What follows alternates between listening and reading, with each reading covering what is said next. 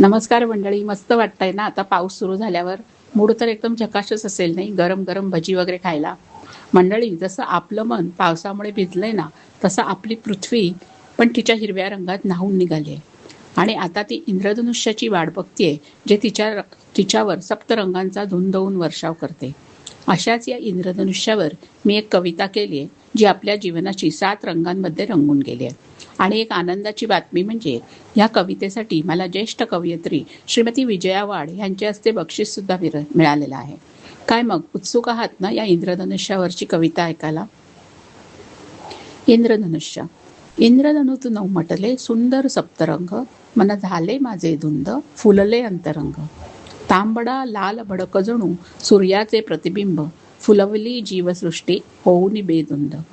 नारिंगी रंग प्रतीक फळाचा रंग, खाऊनी लहान सान काया होईल बुलंद.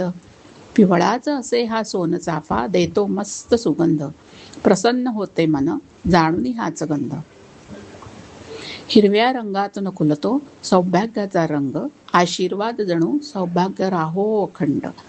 निळे आभाळ असे शांततेत दंग, सजविले पृथ्वीला जणू आपलेच अंग.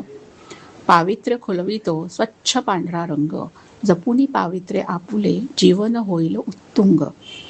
जांभळ्या रंगाची सोबत खुलवितो शांत रंग, नसेल चाची साथ चित्र होते बेरंग.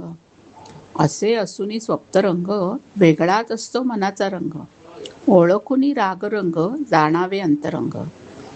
या रागाच्या रंगात जर उमटले तरंग, चाहूल जणू सांगी होईल अपेक्षाभंग. धन्यवाद. कशी वाटली कविता नक्की मला सांगा हा, सबस्क्राईब आणि कमेंट करून.